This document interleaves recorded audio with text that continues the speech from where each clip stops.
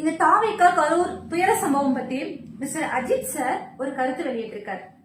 என்ன சொல்றார் அப்படின்னா, அஜித்தை புரிந்துதான் கொண்டாடுகிறார்களா விஜய் ரசிகர்கள்? இதுதான் கேள்வி. அஜித் சார் என்ன சொன்னாரு அப்படின்னு சொல்லிட்டு புரிஞ்சுதான் தாவேகா தரப்பினர் கொண்டாடுகிறார்களா? தாவேகா தரப்பினர் என்ன நினைச்சிருக்காங்கன்னா, அஜித் சார் விஜய் எந்த தப்பும் பண்ணல, விஜய் மட்டும் இதுக்கு பொறுப்பு கிடையாது அப்படின்னு சொல்லிட்டு விஜய குற்றம் சாடல அப்படின்னு சொல்லிட்டு தாவேகா தரப்பினர் கொண்டாடுறாங்களாம். அதாவது சொல்ல போனா அஜித் ரசிகர்கள் இருக்காங்க இல்லையா, அவங்க எல்லாமும் நம்ம கூட ஒரு கூட்டணி வைக்க போறாங்கன்ற ஒரு ஸ்டேஜுக்கு ஒரு சந்தோஷத்துல இருக்காங்க. அஜித் சாரே சொல்லிட்டாரு விஜய் மேல எந்த தப்பு இல்லைன்னு சொல்லிட்டாரு அப்படின்னு சொல்லிட்டு தவறான புரிதல்ல கொண்டாடிட்டு இருக்காங்க. சோ இதுல மிஸ்டர் அஜித் சார் என்ன சொல்றாருன்னா, ஒரு சமுதாயத்துல நடக்கக்கூடிய எந்த ஒரு நிகழ்வுக்கானாலும் அதுக்கு ஒவ்வொரு தனி நபருக்கும் பொறுப்பு இருக்கு அப்படின்னு சொல்றாரு. என்னன்னா, ஒரு பிரச்சனை நடக்குது, அங்க அவங்கதான் காரணம் இவங்கதான் காரணம்னு சொல்லிட்டு ஒருத்தரை குத்த சொல்றதுக்கு முன்னாடி அதற்கு நம்மளுக்கும் பொறுப்பு இருக்குன்றத ஒரு குடிமகனும் உணர வேண்டும். அப்படிதான் அதுதான் அவருடைய அர்த்தமா இருக்கு. இப்போ ஃபார் எக்ஸாம்பிள், டூ வீலர்ல ஒரு 2 பேர் ஒரு குழந்தை எடுத்துட்டு கணவன் மனைவி குழந்தை போறாங்க. சோ அந்த மனைவி ஷால் இருக்கு இல்லையா, அதை கொஞ்சம் டயருக்கு போற அளவுக்கு அது கொஞ்சம் ஃப்ரீயா விட்டுட்டாங்க. ஓகேயா, டயர்ல சுத்துற மாதிரியான ஒரு சம்பவம் இப்போ நடக்க போகுதுன்னு வச்சுக்கலாம்.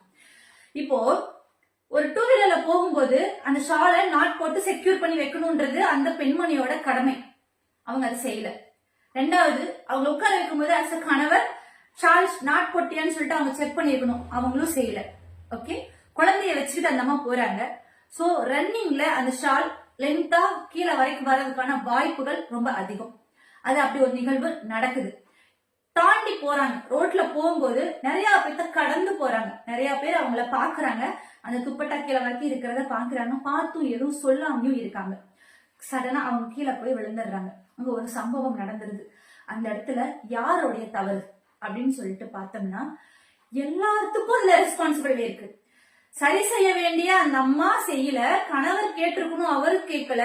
வெளியில போகும்போது சமுதாயத்துல பாக்குறவங்க அது ஒரு நம்ம வீட்டுல அப்படி நடந்துச்சுன்னா எப்படி நினைப்போம், அப்படியே தொங்கிட்டு கீழே போகும்போது அந்த ஷாலை சரி பண்ணுமான்னு சொல்லிட்டு சொல்ல வேண்டிய கடமை அந்த சமுதாயத்துக்கும் இருக்கு. ஆனா அவங்களும் அதை செய்யல. அங்க ஒரு நிகழ்வு நடந்ததுக்கு அப்புறம் ஓடி எல்லாரும் பார்த்து பிரயோஜனம் கிடையாது. தாண்டி போகும்போது யாராவது சொல்லியிருந்தா கூட அவங்க அதை சரி பண்ணிருப்பாங்க. இப்போ நான் போகும்போது, நான் டூ வீலர்ல போகும் பொழுது அப்படி ஒரு சம்பவம், அப்படி ஒரு ஷால் தொங்கிட்டு இருக்கும்போது போனா என்னை தாண்டி ஒருத்தர் போறாங்கன்னு வச்சுக்கோங்களேன், நான் அவங்கள வண்டியில இன்னும் கொஞ்சம் வேகமா போய் சொல்ல ட்ரை பண்ணி நான் போய் சொல்லுவேன். நான் போய் சொல்றதுக்கு முன்னாடி நிறைய பேர் இன்னும் கடந்தவங்க போயிருப்பாங்க. ஆனா அவங்க யாரும் சொல்ல மாட்டாங்க. அதிக பேர் சொல்லுவது இல்லை. நான் விரட்டி போய் நான் சொல்றேன்னு வச்சுக்கோங்களேன், நான் சொல்லும்போது ஷால் முடி போடுங்க அப்படின்னு சொல்லுவேன். ஷால் கீழே வரைக்கும் வந்துருச்சு அப்படின்னு சொல்லுவேன். தேங்க்ஸ். கையில குழந்தையெல்லாம் வச்சிருந்தாங்கன்னா அல்லது போன் ஏதாவது பார்த்துட்டு போனாங்கன்னா எனக்கு கொஞ்சம் கோவம் நான் என்ன சொல்லுவேன்னா, நிறுத்திடுவேன். வண்டியை நிறுத்தி திட்டுவேன், உரிமையா திட்டுவேன் அவங்கள. ஷால் முடி போட்டு போகணும்னு தெரியாது அவங்களுக்கு, நீங்களாவது கேட்க மாட்டீங்களா என்ன அப்படின்னு சொல்லிட்டு இந்த 2 பேர்த்தையும் நான் திட்டுவேன்.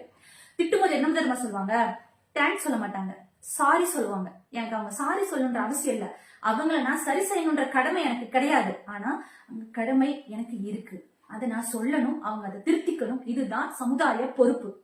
இந்த பொறுப்போட நடந்திருந்தால் கரூரில் அப்படி ஒரு துயர சம்பவம் நடந்திருக்காது. கூட்ட நெரிசல்ல போய் தப்பிச்சு வந்தவங்க அப்பாடா நாம தப்பிச்சுட்டோம்னு நினைச்சாங்க பாத்தீங்களா, அது பெரிய தவறு. அந்த கூட்டத்துக்கு அவங்க போகாம இருந்திருந்தால் இன்னும் கொஞ்சம் கூட்டம் கம்மியா இருந்திருக்கும். அந்த ஒரு துயர சம்பவம் நடைபெறாமல் இருக்கிறதுக்கான வாய்ப்புகள் தப்பித்து வந்தவர்களுக்கும் அது ஒரு காரணமா இருக்கலாம் இல்லையா. அதத்தான் விஜய் சார் சொல்றாரு, ஒவ்வொருத்தருக்கும் பொறுப்பு இருக்கு, அவங்கதான் காரணம் இவங்கதான் காரணம் நம்ம குற்றம் சாடுவதற்கு முன்னாடி நமக்கும் அதுல பொறுப்பு இருக்குன்றத உணரணும் அப்படின்னு சொல்லிட்டு தெளிவா அழகா சொல்றாரு. ஏன்னா இது இந்த ஊர்ல மட்டும் கிடையாது, உலக அளவில் திரைத்துறையினருக்கு ஒரு அவப்பெயர் ஏற்படுத்தி இருக்கு.